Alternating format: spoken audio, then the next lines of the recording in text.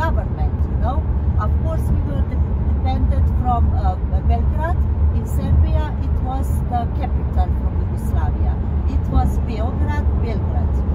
And the official language for Yugoslavia, it was Serbo-Croatian language. But we have a lot, how can we say, a lot of independence.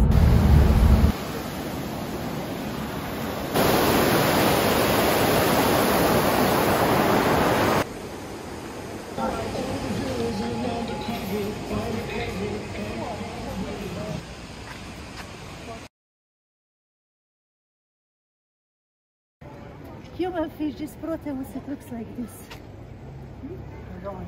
Yeah. And then, the band, like a... No selfies. It says no selfies going. Where are you going to be? Let's see.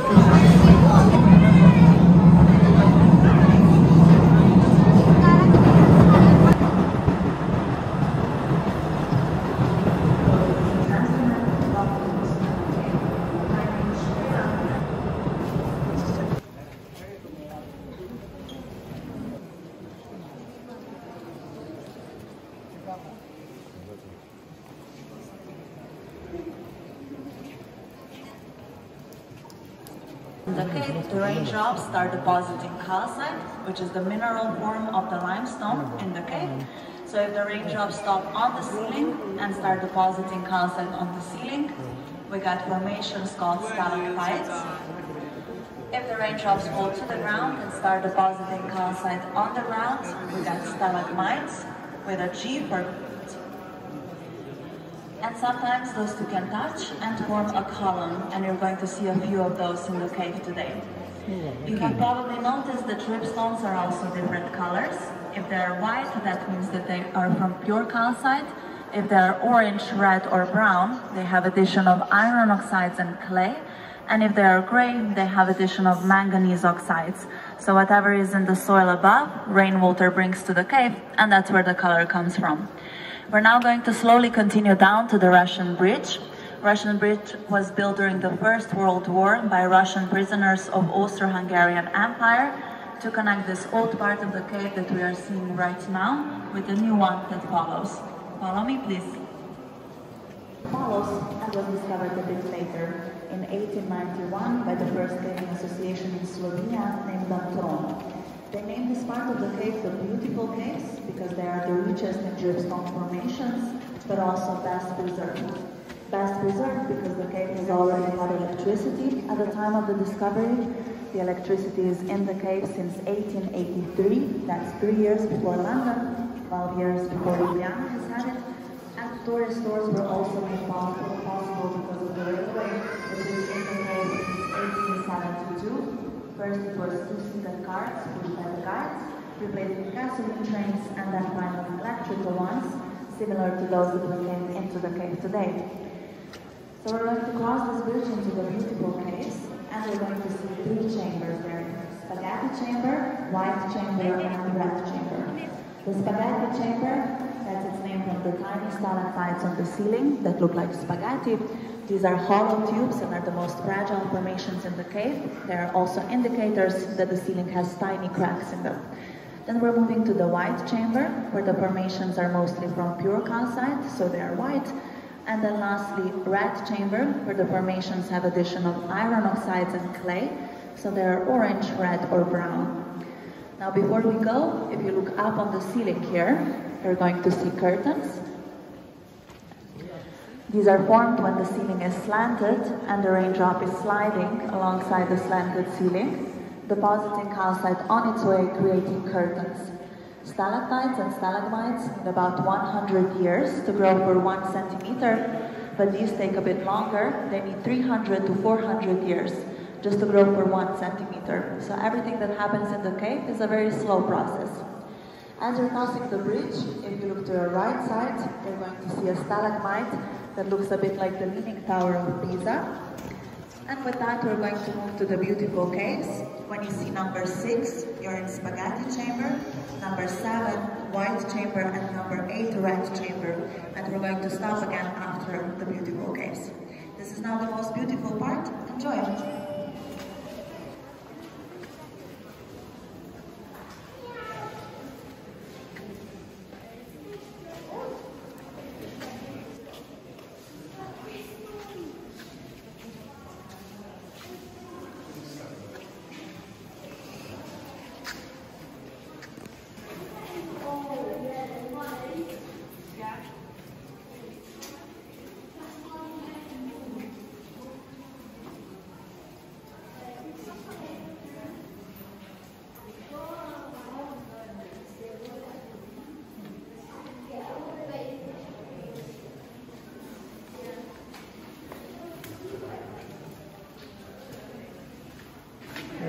Looks like pipe organs.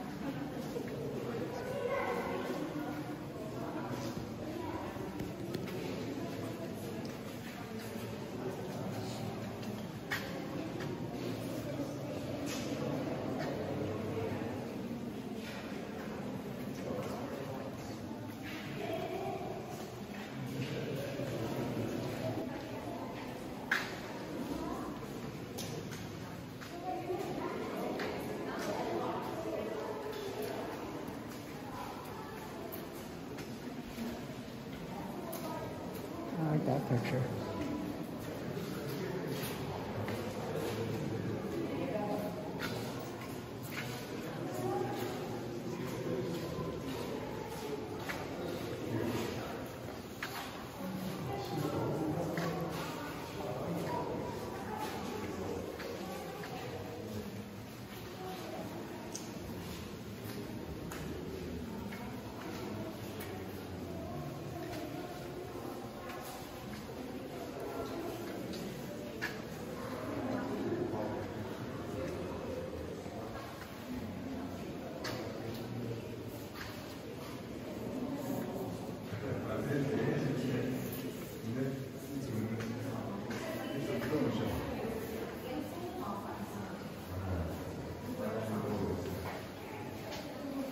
It's the curtain lantern. Huh? It's the curtain lantern.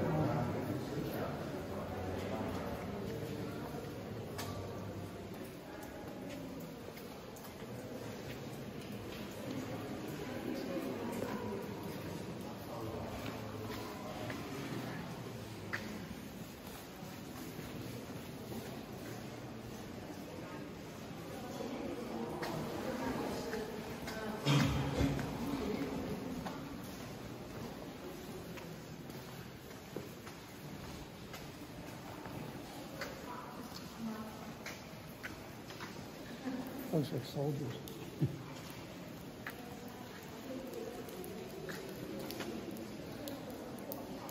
There it is.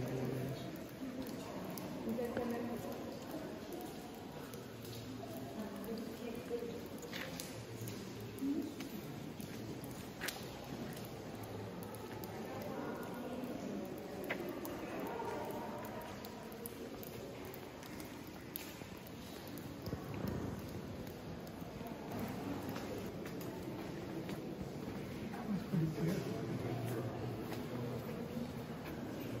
like it? You ever think caves like this? Look at that.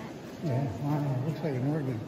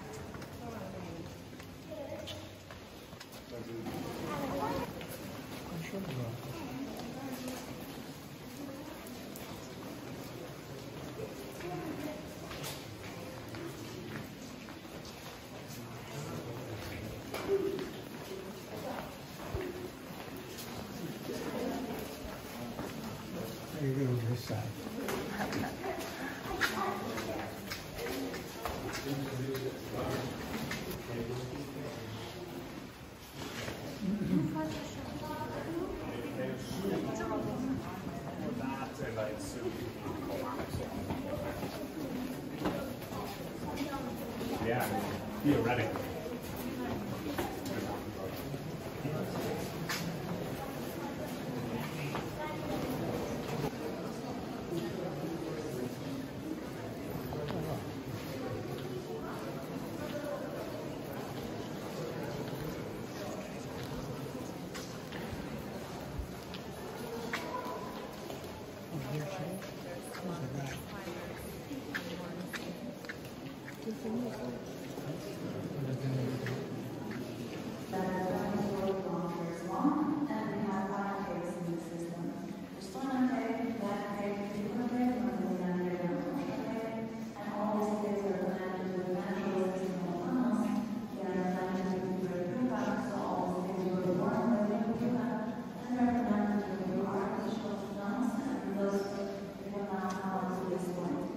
We are now at the lowest point of the cave, 20 meters below the entrance and about 120 meters below the surface.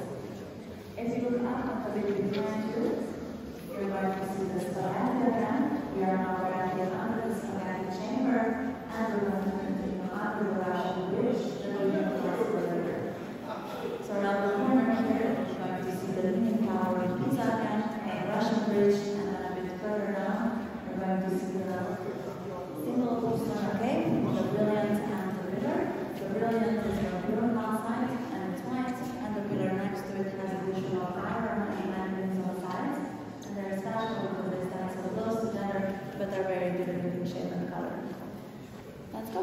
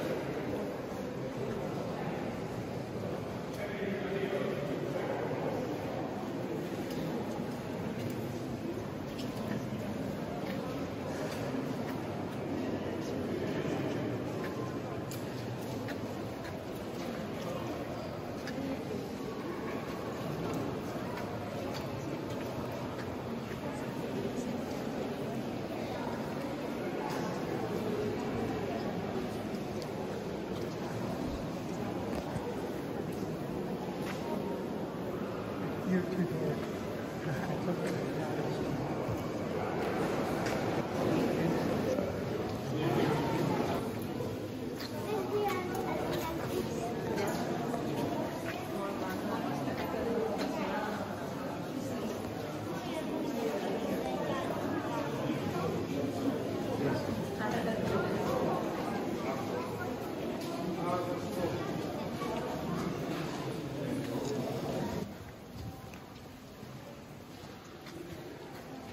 Wow. Look at this. Amazing.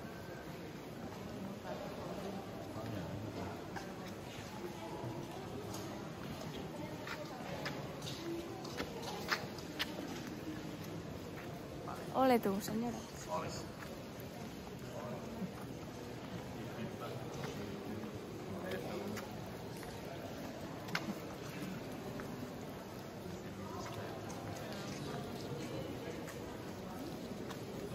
Postojna Cave is the cradle of speleobiology, the science that studies cave animals, and the first representatives of those have been found in this cave. The same man that has discovered the cave, Luka Cech, has also found the first beetle in the cave a few decades later, and that was a big discovery at the time because before they didn't believe that there's life in the cave. Up until now, 116 different animals have been found to live in the cave. Among the most known ones is definitely our salamander, Proteus sanguinus, baby dragon, or in Slovenian we call them human fish. This is the largest cave animal. They can grow up to 25 centimeters, live up to 100 years. They feed on crabs, worms and such, but can go for 7 years without food. They reproduce with eggs, which was first documented in this aquarium ahead of us, where you're going to see 6 adults. These animals are perfectly adapted to the life in the cave. They have stunted eyes, no pigment in their skin, which is why I'm going to ask you not to take photographs of them and not to put any form of light on this helmet here.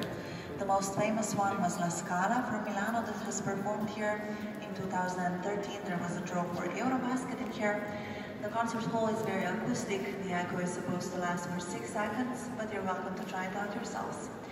In the concert hall, you're also going to see a gift shop that used to be the first underground post office, built in 1899, and you can still send a postcard with the original stamp on it. This is the end of the tour. We're going to exit together with the train. I would like to thank you all for your visit. I hope you enjoyed it, and if you have any questions, I'm happy to answer them. Thank you.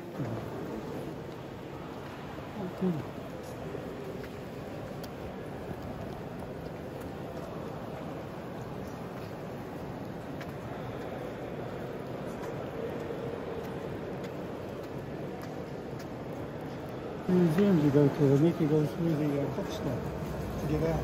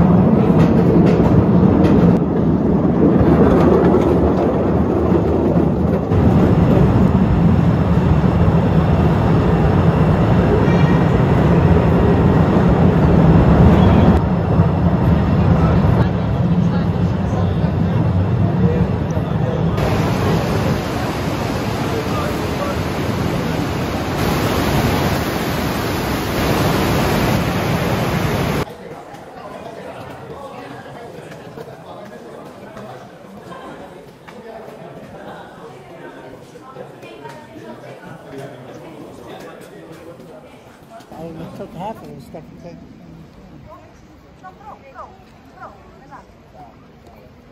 Wait.